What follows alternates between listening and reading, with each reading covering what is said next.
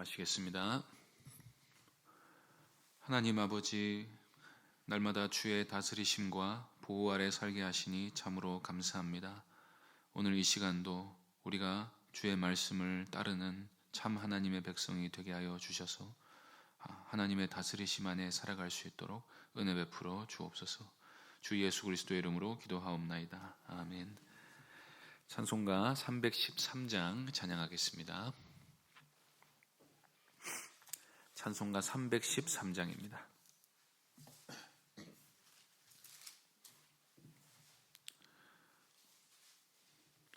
찬송가 313장 함께 찬송하겠습니다. 내 임금 예수 내 주여, 이 죄인이 주님 앞에 한없는 은혜 받고서 내 생명 모두 드리오니 그 풍성하시는 총을 주 내게 내려주소서. 내 임금 예수 내 주여, 내 허물은 덮으시고 주 십자가에 흘리신 그 피를 믿는 마음 보사 내 중한 죄를 사하여 참 평안한 맘 주소서. 내 임금 예수 내 주여, 주 은혜에 감격하여 한없는 감사 찬송을 내 주님 앞에 드리오며 내 맘과 정성 다하여 늘 기뻐하며 살리라. 내 임금 예수 내 주여, 이 마음과 이 천한 몸 그 보배 피로 값주고 주 친히 사신 것이오니 나 이제 사나 죽으나 주 뜻만 따라 살리라. 하나님 말씀은 요한복음 12장 12절부터 19절까지입니다.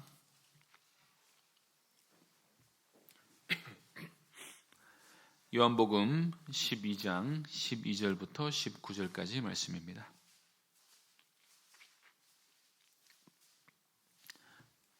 찾으셨으면 한 절씩 교독하겠습니다.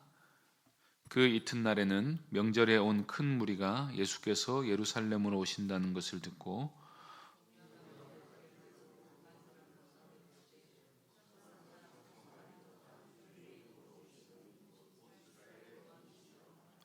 예수는 한 어린 나귀를 보고 타시니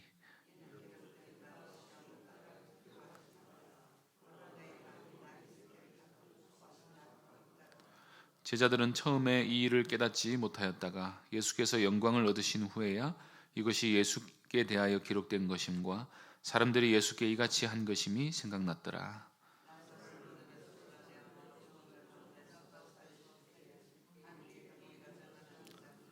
이에 무리가 예수를 맞음은 이 표적 행하심을 들었음이로라. 바리새인들이 서로 말하되 볼지어다 너희 하는 일이 쓸데없다. 보라 온 세상이 그를 따르는도다 하니라. 아멘. 예수님이 나사로를 다시 살리신 것은 단지 예수님이 그리스도이심을 드러내시기 위함만은 아니었습니다. 예수님은 그리스도로서 하실 일이 있으셨습니다. 그것은 성경의 모든 예언을 성취하시고 신자들의 모든 죄를 사하시고 부활하시기 위해 십자가에 못 박혀 죽으셔야 했던 것입니다. 오늘 본문에서 우리는 예수님께서 하신 모든 일에는 순서가 있고 앞으로 일어날 모든 일에 대해 아시는 가운데 철저하게 계획대로 움직이는 모습을 볼 수 있습니다. 즉 나사로를 다시 살리신 것은 예루살렘의 백성들의 환호를 받으면서 입성하시기 위해서, 그리고 예수님을 열렬히 환영한 백성들에 의해 죽임을 당하시기 위해 정확히 그 시간에 일어나야 하는 일이었던 것입니다. 말하자면 예수님이 예루살렘에 입성하시던 날은 예수님의 인기가 최절정에 달해 있을 때였습니다. 나사로를 다시 살리신 이 사건으로 유대인의 큰 무리들이 베다니에 계신 예수님을 배웠고 예수님을 믿게 되었습니다. 이 믿음이 모두가 다 참된 믿음이 아니었다는 사실을 우리는 단 며칠 만에 이 군중들의 태도가 바뀌어 예수님이 십자가에 달리셨음을 통해 알 수가 있습니다. 끝내 예수님에 대한 믿음을 버린 자들은 십자가에 달린 메시아를 받아들이지 못했기 때문입니다. 그러나 그렇다 하더라도 수많은 무리들이 일단은 예수님을 그리스도로 믿었습니다. 그것은 그들이 예수님을 부르는 외침을 보면 알 수가 있습니다. 12절, 13절을 보시겠습니다. 그 이튿날에는 명절에 온 큰 무리가 예수께서 예루살렘으로 오신다는 것을 듣고 종려나무 가지를 가지고 맞으러 나가 외치되 호산나 찬송하리로다. 주의 이름으로 오시는 이 곧 이스라엘의 왕이시여 하더라. 무리는 예수님을 이스라엘의 왕이라고 부르고 있습니다. 그리고 메시아가 오시면 부르는 외침이 호산나라는 말이었는데 이 말 뜻은 어서 구원하소서라는 뜻입니다. 요한복음 기록 당시에 이스라엘이라는 나라가 없어졌음에도 불구하고 요한은 이 호산나라는 단어를 헬라어로 번역하지 않고 그대로 놔둬서 이 칭호가 유대인들이 기대하던 메시아에게 돌려졌던 칭호였음을 보여주고 있는 것입니다. 정말로 사람들은 예수님을 왕으로 받아들이고 있습니다. 그래서 이 종려나무 가지를 가지고 왕을 맞이했는데 이 종려나무 가지는 새로운 왕을 맞이할 때 쓰인 것이라고 합니다. 그래서 이 환영식은 정말로 대단한 일이 벌어진 것입니다. 백성들이 정말로 예수님을 메시아라고 믿는다면 이제 남은 것은 이스라엘 정부가 전복될 일밖에 없다고 기대된 일이었기 때문입니다. 그래서 지금 예수님의 예루살렘 입성을 환영한 무리들은 예수님이 메시아로서 새로운 나라를 이루시기 위해 예루살렘의 왕으로 당당히 행차하신 것으로 받아들이고 있는 것입니다. 그런데 여기서 우리는 요한이 12절 첫머리에서 그 이튿날에 이런 일이 일어났다고 기록하는 것에 주목을 해야 합니다. 여기서 이튿날이란 예수님이 베다니에서 잔치에 참여하신 그 다음 날을 말합니다. 이 잔치를 기록할 때 요한은 12장 첫머리에서 6월절 엿새 전에라고 운을 띄었습니다. 그 말은 지금부터 일어나는 사건이 무슨 사건과 연관되어 있는지를 생각해 보면서 읽어야 할 것을 암시하는 것입니다. 이제 6월절이 되면 예수님은 흠없는 어린 양으로서 십자가에 달려 죽게 됩니다. 요한복음을 읽는 독자들은 이미 이 사실을 알면서 읽는 것입니다. 그래서 마리아가 예수님에게 향유를 부은 것은 예수님의 장례식과 관련이 있었습니다. 예수님의 예루살렘 입성 장면에서도 우리는 예수님이 무엇을 위하여 그리로 들어가는지를 생각해 보아야 합니다. 예수님은 수많은 예언자들을 죽인 그 죄악의 성읍으로 이제 하나님의 아들로서 죽으시기 위해 그리로 들어가는 것이었습니다. 바로 그 죽음이 누가 어떠한 죽음을 죽으신 것인지를 알리시기 위해 예수님은 전에 없던 새로운 모습을 보이고 계십니다. 이전에 오병이어의 기적이 일어났을 때 예수님은 무리들이 예수님을 억지로 임금으로 삼으려 하자 그 자리를 피해 도망가셨습니다. 그런데 지금은 예수님이 그래 내가 왕이다 라는 듯이 백성들의 환호를 온몸으로 받고 계십니다. 이것은 액면 그대로 예수님이 백성들의 외침을 인정하셨다는 뜻입니다. 예수님은 백성들을 진정시키면서 이러다가 큰일 난다 그렇게 말하지 않으셨습니다. 예수님은 분명히 내 나라는 이곳에 속한 곳이 아니라고 말씀하셨으면서 지금은 누구보다 왕처럼 행동하고 계신 것입니다. 우리는 이 예수님의 모습을 어떻게 이해해야 하겠습니까? 먼저 예수님이 실제로 이스라엘의 왕이시기 때문에 그것을 이제 만천하에 공개하셨다고 이해할 수 있습니다. 예수님은 찬양받기에 합당하신 우리들의 왕이십니다. 그래서 예수님을 왕으로 부르며 연호하는 것은 잘못된 게 아닙니다. 사람들은 당연히 예수님을 왕으로 모시고 그분을 높이고 찬양해야 합니다. 예수님은 바로 자신이 그리스도이심을 공개적으로 드러내셨다 하는 사실을 우리가 볼 수 있습니다. 그러면 예수님이 자신을 왕으로 드러내신 것과 예루살렘에 입성하신 예수님의 의도는 어떻게 조화를 시켜야 됩니까? 예수님은 예루살렘에 새로운 정부를 세우러 입성하신 게 아니라 죽으러 가신 것이었습니다. 그것은 예수님이 택함받은 하나님의 백성들의 진정한 왕이 되시기 위해서, 즉 신자들의 죄를 사하시고 의롭다 하셔서 하나님 나라의 백성을 만드시기 위해 죽으러 하신 것이었습니다. 그리고 그런 하나님의 뜻에 온전히 순종하여 하나님으로부터 높임을 받으시기 위해 죽으려 가신 것이었습니다. 그런데 왜 예수님은 자신들을 못 박을 자들로부터 이런 영광을 기꺼이 받고 계시는 것입니까? 그것은 너희들이 십자가에 달려 죽인 예수가 바로 만왕의 왕이셨음을 나타내 보이시기 위함입니다. 만일 예수님이 예루살렘에 조용히 입성하셔서 조용히 죽으셨으면 죄인들을 위한 예수님의 죽음의 공적인 성격도 거의 사라지고 말게 됩니다. 한마디로 예수님은 왕으로서 공개적으로 죽으시기 위해, 그리고 예수님의 죽음이 바로 이스라엘의 반역임을 나타내시기 위해서 이 메시아만이 누릴 수 있는 환영을 온몸으로 받으며 예루살렘에 입성하셨던 것입니다. 그리고 또 한 가지는 예수님이 유대인들로부터 영광을 받으신 것은 죽기 전에 마지막으로 한번 응원을 좀 받아보자는 의미가 아니라 성경을 성취하기 위함이었습니다. 그 사실을 14절, 15절에서 말씀하고 있습니다. 예수는 한 어린 나귀를 보고 타시니 이는 기록된 바 시온 따라 두려워하지 말라. 보라 너의 왕이 나귀 새끼를 타고 오신다함과 같더라.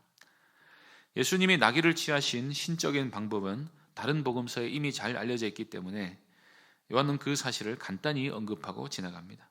대신에 예수님의 이 행동이 스가랴 9장 9절에 기록된 예언을 성취하는 것이라는 사실을 특히 강조하고 있는 것입니다. 이때 우리가 신약 기자들이 구약 성경을 인용할 때 어떤 점을 강조해서 인용하고 있는지를 주목해 보아야 합니다. 스가랴 9장 9절은 시온에 따라 크게 기뻐할지어다, 예루살렘에 따라 즐거이 부를지어다 라고 시작하고 있습니다. 그런데 사도 요한은 시온 따라 두려워하지 말라 하고 바꿔 인용하고 있습니다. 기뻐하고 즐거워하라는 말을 두려워하지 말라는 말로 대신하고 있는 것입니다. 이 한마디로 요한은 예수님이 이 땅에 오신 이유와 우리가 예수님을 영접하여 예수님이 우리를 다스리시게 되면 어떤 변화가 일어나게 되는지를 말씀하고 있습니다. 우리가 기뻐하고 즐거워하지 못하는 이유는 한마디로 두려움 때문입니다. 우리는 우리를 둘러싼 환경을 두려워합니다. 그리고 장래일을 두려워하고 낯선 존재를 두려워합니다. 돈이 없을까 걱정이고 아플까 봐 걱정이고 죽을까 봐 걱정입니다. 그런데 우리 영혼의 가장 근원에 있는 가장 큰 두려움은 하나님의 진노를 받아 영원한 심판을 받을 것에 대한 두려움입니다. 그래서 우리 인생은 우리가 아는 염려뿐 아니라 모르는 염려와 불안과 근심과 두려움에 쌓여 있습니다. 그래서 우리는 끊임없이 두려움을 피해 우리 영혼이 쉴 곳을 찾아 헤맵니다. 그러나 하나님께 피하지 않으면 그 누구도 참된 쉼을 누릴 수 없습니다. 쾌락으로 피한 사람은 쾌락을 통해 현실을 잠시 잊은 것입니다. 돈에 의지하는 사람은 돈이 자기를 안전하게 해줄 거라 믿지만 그것은 바람에 나는 겨와 같을 뿐입니다. 건강관리에 의지하는 사람도 결국에는 건강이 무너지게 되고 세상 지위에 의존하는 사람도 그것이 덧없을 뿐임을 시인하게 될 뿐입니다. 참된 왕이 오셔서 우리를 죄와 사망으로부터 해방시키시고 우리를 다스리지 않으시면 우리는 절대로 쉼을 누릴 수가 없습니다. 항상 두려워하며 살아가야 하는 것이 예수님 없는 우리의 인생인 것입니다. 아이들을 보면 별일 없으면 항상 기뻐하고 즐거워하는 것을 우리가 볼 수 있습니다. 아이들은 부모의 보호를 믿기 때문입니다. 그리고 실제로 부모의 보호와 돌봄 아래에 있는 아이들에게서는 근심의 그늘을 별로 찾아볼 수 없습니다. 철이 들고 욕망이 많아지고 지식이 많아지면서 점점 더 두려움이 많아지기는 하지만 아이들의 해맑음이 우리에게 보여주는 진리 한 가지는 우리가 하나님의 보호와 다스림 안에 있으면 날마다 기뻐하고 즐거워할 수 있게 된다는 것입니다. 그래서 사도 요한은 지금 예수님이 예루살렘에 입성하시면서 받고 계시는 찬송이 예수님이 받아 마땅한 영광이라고 말하고 있는 것입니다. 예수님은 성경에 기록된 대로 나귀를 타고 임하셨습니다. 바로 그분이 우리의 왕이심을 성경이 증거하고 있습니다. 그 왕을 믿으면 말씀에 기록된 대로 두려워하지 않아도 됩니다. 두려움이 사라지면 우리는 기뻐하고 즐거워할 수 있는 인생이 되는 것입니다. 그러나 예수님은 당장의 영광을 위해 화려한 입성을 하는 것은 아닙니다. 예수님은 히브리서 기자가 말한 것처럼 앞에 있는 기쁨을 위하여 십자가를 참으사 부끄러움을 개의치 않으셨습니다. 사람들의 마음을 아시는 주님께서 보기에 백성들의 환호는 오히려 가증스러운 것일 수도 있었습니다. 그럼에도 십자가를 참으신 주님께서는 오로지 사람들의 구원을 위해 자칫 무거울 수도 있는 그 발걸음을 위험 있게 옮기셨습니다. 그 결과는 사람들이 실제로 구원을 받게 된 것입니다. 십자가에 달려 죽으신 예수 그리스도께서 바로 찬송받기 합당한 이스라엘의 왕이심을 우리가 깨닫게 되는 것입니다. 16절을 보시겠습니다. 제자들은 처음에 이 일을 깨닫지 못하였다가 예수께서 영광을 얻으신 후에야 이것이 예수께 대하여 기록된 것임과 사람들이 예수께 이같이 한 것임이 생각났더라. 제자들마저 예루살렘 입성이 예수님에 대한 기록이 성취된 것임을 깨닫지 못했다면 다른 무리들은 어떻겠습니까? 17절과 18절에 보면 여기 모인 대부분의 무리들은 구약 성경과 그리스도의 모습을 하나하나 비교해서 이분이 약속하신 그분임을 확신한 게 아니라 단지 나사로를 살리신 분이라는 소문을 들었기 때문입니다. 그래서 단지 소문에 의존하고 이 기록된 말씀에 의존한 것이 아니었기 때문에 그렇게도 쉽게 예수님을 버릴 수가 있었던 것입니다. 그런 가벼운 마음을 가진 무리들 가운데서도 예수님은 자기 백성들에게는 하나님의 말씀을 가르치십니다. 지금은 깨닫지 못한 말씀이라도 나중에 차후에 차츰 깨닫게 하셔서 예수님이 우리의 하나님이심을 믿게 만드시는 것입니다. 우리로 하여금 예수님을 믿게 하시기 위해 모든 수모를 참으시고 이렇게 겸손히 자기 영광을 나타내신 그리스도께 우리는 감사할 수 있어야 합니다. 이런 예수님의 예루살렘 입성이 위기를 초래했다는 것은 19절을 보면 알 수가 있습니다. 바리새인들이 서로 말하되 볼지어다 너희 하는 일이 쓸데없다. 보라 온 세상이 그를 따르는도다 하니라. 이 말은 예수가 이렇게 인기를 끌 때까지 우리는 뭐했냐 하는 말입니다. 이 말은 즉 이 말이 기록된 것은 예수님의 예루살렘 입성이 유대 종교자들을 자극해서 유월절이라도 예수님을 십자가에 못 박도록 그들을 재촉했다는 말입니다. 유대 종교자들은 빨리 일을 처리하지 않으면 안 되겠다고 판단했습니다.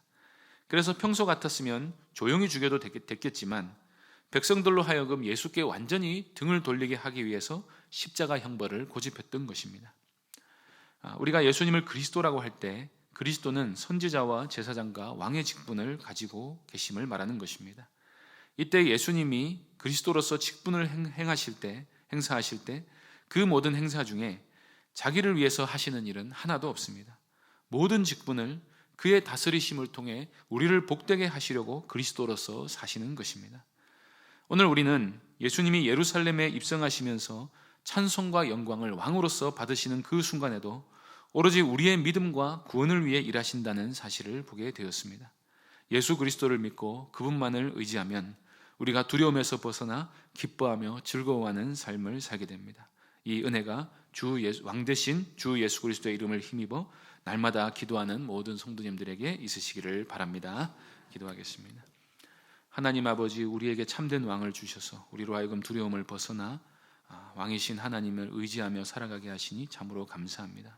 예수 그리스도께서 우리의 영광과 찬송과 존귀를 받으시기 위해 또 우리를 살리시기 위해서 그 십자가의 길을 묵묵히 걸어가신 그 은혜를 생각하면서 오늘도 우리가 예수 그리스도만 의지하며 세상 죄악을 따르지 않게 하여 주시옵소서.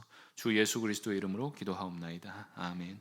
하늘에 계신 우리 아버지여, 이름이 거룩히 여김을 받으시오며 나라가 임하옵시며 뜻이 하늘에서 이룬 것 같이 땅에서도 이루어지이다. 오늘날 우리에게 일용할 양식을 주옵시고 우리가 우리에게 죄 지은 자를 사하여 준 것 같이 우리 죄를 사하여 주옵시고 우리를 시험에 들게 하지 마옵시고 다만 악에서 구하옵소서. 대개 나라와 권세와 영광이 아버지께 영원히 있사옵나이다. 아멘. 말씀을 기억하며 기도하시고 병중의 성도님들 위해서 그리고 개인적으로 기도하시기 바랍니다.